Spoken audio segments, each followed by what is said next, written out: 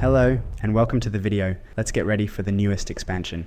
The Keepers of the Flame League is a first successor league that focuses on expanding previous endgame mechanics.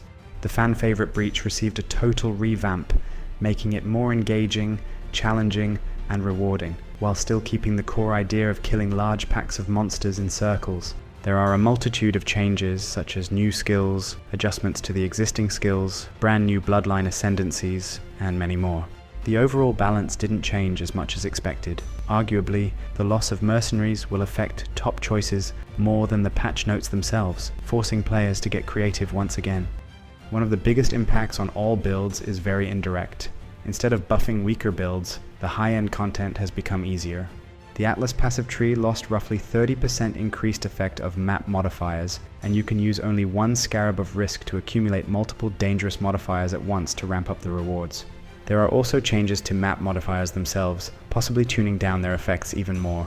The individual buffs and nerfs to skills are rather scarce. Most of them are small numerical adjustments, and won't fundamentally change how the build is played, although there are some exceptions. The new bloodline ascendancies are also very promising, although we don't recommend counting on them for your league start. This build combines excellent clear speed and good single target damage. As a miner, you will lack leech, but can ignore reflect modifiers instead, making it easier to unlock your Atlas. To counter the life costs of your skill, you will need to get life regeneration on gear instead. You will also convert your physical damage to cold, which will freeze most enemies, making it easier to survive. Against pinnacle bosses, it is a good idea to swap your main skill to Reap, which can deal an insane amount of damage with the blood charges stacked up, especially with the Val Reap, which raises the maximum limit even more. Poisonous Concoction received a very minor nerf. It deals less base damage, but gains more damage from your flask, leading to almost identical DPS. This build starts out very strongly, but to push it further in the endgame, you will need some proper gear and jewels. Thanks to its phenomenal flasks, you will be very fast, decently durable, and can gear up for much cheaper, as you won't need that many resistances on your gear. The poison proliferation and automatic wither application with each hit is particularly great against dense packs of monsters, which is the main theme of this league mechanic. It is also an ideal baseline to respec into other poison-based builds that require even more gear, such as the very popular Viper Strike of the Mamba, or specific farm methods such as quick heist running. The retaliation skills are perfect for applying damaging ailments such as bleed and ignite due to their insanely high damage, limited by short cooldown. The ignite, however, has a massive scaling advantage and the possibility to proliferate, leading to a very effective area coverage. This build is on the slower side of this list due to its unique gameplay that requires you to block a hit before you can attack, but when you do so, the entire screen will evaporate, melting away hordes of monsters and bosses alike. It is also exceptionally durable thanks to high block chance, a high energy shield pool, great recovery on each block, and regeneration. The endgame variant uses Ephemeral Edge to scale damage through energy shield, but you can successfully start using a very cheap Rebuke of the Val and opt for the cheaper hybrid life and energy shield defense. The Cyclone deals 20% more damage now, but you will still want to combine it with the Shockwave support for a bursty and explosive gameplay that obliterates entire packs of monsters. At first, you will use regular Cyclone, but later on, you should swap for the Transfigured Tumult version that provides massive area of effect, greater damage, but requires Stampede boots to retain enjoyable movement speed. It is a very simple pick, with straightforward gearing options and natural progression through the campaign. The Fortify, Endurance charges, and Great Leech provide decent survivability, although bosses' spells will still hit you hard without any spell suppression. You will also be able to easily transition into a more gear-intensive Flicker Strike to reach the pinnacle of clear speed. The nerfs to this setup are quite massive, but frankly, they were well deserved as the build was absurdly strong, which allowed you to progress through the game at an easy mode. It is now simply very good instead of being overpowered. The removal of the accuracy rating for minions and the possibility to use powerful special spectres without losing them on death can quite easily make up for the damage loss. The lower duration doesn't change your gameplay. You would need to move your stationary minions as you clear the map, and for bosses, you had to upkeep the fresh meat support by creating new clones constantly anyway. The character used in Showcase uses a 5-link setup with no fresh meat support to reflect the changes, and it works just fine. The transfigured gems are very cheap during the first days, as thousands of players complete the trials at once. You should start as the regular summoner using Raging Spirits or Absolution, and switch as soon as possible. The power Siphon of Archmage sources tons of added lightning damage from almost 30% of your maximum mana. It has very fast attack speed, and you can attach it to multiple Ballista totems that use this skill for you, leading to very smooth gameplay. The gearing process is very simple, as you mostly just need mana, and the new wands types should make crafting your weapon easier. Keep in mind, this build won't be a good pick if you want to test the new wand skills, as it utilizes the very specific modifier of the transfigured power Siphon gem. In the later stages, you will want to use the possibly expensive Indigon helmet to capitalize on the arcane cloak buffs, but in the early progression, the cheap Wilma's Requital can provide tons of consistent damage through additional totem and cast speed scaling.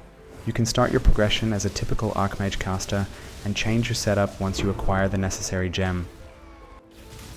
With so many new bow skills in this league, we could not skip the elemental hit Deadeye. At its core, it is the simplest bow build possible that focuses on crits and elemental damage with bows, making it very flexible to try out and test new skills. The elemental hit of the Spectrum ensures your league start will process smoothly, as it provides tons of flat elemental damage, which may make up for bad luck with weapon crafting. This build is not very durable, and it does not excel at pinnacle bosses, but it makes up for that with amazing clear speed and area coverage. The new Wall of Force skill is especially interesting here, as it might elevate your boss damage to insane levels with proper setups, but it is too early to be sure of that. The Ranger class is also the best to try out the new wand skills, with some minor adjustments to the passive tree once you get bored of bows. Starting with wands is also possible, but this archetype historically relied a lot on gear, which may be in high demand now. The Volcanic Fissure of Snaking lost a lot of its area of effect and damage against bosses, but the rest of the Slam archetype remains untouched, meaning they are still very good. The best candidate to use is the Earthshatter, due to its great area coverage, combined with massive overlapping damage potential, but you can replace it with any other Slam with no real changes to the build. It is simple, yet effective. Despite the Berserker class, you can get reasonably tanky thanks to the Fortify, Endurance charges, and plenty of armor. The gearing consists almost exclusively of rare items, making it very easy to assemble and upgrade over time. The only exception is the Echoes of Creation helmet, which is not recommended for early progression anyway, due to the self-inflicting damage. The critical poison archetype was already fairly strong thanks to the recently reworked Perfect Agony Keystone, and the new Assassin rework makes it even more tempting than ever. You can massively improve your poisons inflicted by critical strikes, and you are effectively guaranteed to land critical hits against enemies that are not on a low life, meaning the first half of their maximum life.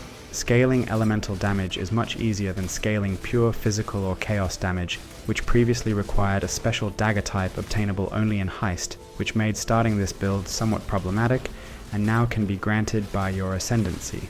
This setup is very flexible, as it doesn't rely on a specific skill mechanics to work. It is still a poison build, so the ramp up of your damage is unavoidable. The rework did not solve the defensive issue, so you still have to rely on your items to become more tanky. The Lightning Caster Elementalist is a prime example of a build losing a lot of damage, not because of the patch notes, but due to the lack of mercenaries. The golems are slightly less effective, but you still get more than double their base effects. That said, it is still a very strong and effective setup that works perfectly well on a minimal budget. The Lightning Conduit is a two-part combo that requires putting down Orb of Storms first to shock enemies. You can also opt for spells, such as Crackling Lance, which obviously deal less damage, but don't require combos to work. At first, we recommend opting for the hybrid setup to enable the Pain Attunement Keystone for a massive boost to damage. Once you acquire better gear, you can pick the Chaos Inoculation, becoming immune to chaos damage and focusing entirely on raising your energy shield to very high values. The breach encounters in the gameplay videos are not a perfect representation of the upcoming league, but they should give you a rough idea of your future experiences. One can expect the new mechanics to be severely overtuned at the start, so it might be a wise idea to consider other popular farm strategies as your main income. The new asynchronous trade also has a huge impact on the trade economy, allowing new strategies to emerge. As always, it's best to pick a build that you enjoy playing, and the currency will come eventually. Regardless of your choice, each build on this list will be sufficient to comfortably progress through the campaign and fully unlock the Atlas to fully enjoy the wonders of the endgame. As always, all the builds mentioned here are described in full detail on our website and in their video counterparts. Our guides are intended for all types of players. Whenever you are a new player seeking help, or a veteran player just looking for inspiration, our guides will help you understand the purpose and inner workings of each element implemented, explain the decision making, and suggest minor changes if the build allows for any adjustments. If you enjoy this type of content, subscribe to our YouTube channel, as we often cover the hot new popular builds as well as some niche and unique ones you might find of interest. If you have other ideas for Great League start builds, we encourage you to share them in the comments. Thank you for watching, and we wish you a successful and enjoyable start of the new league.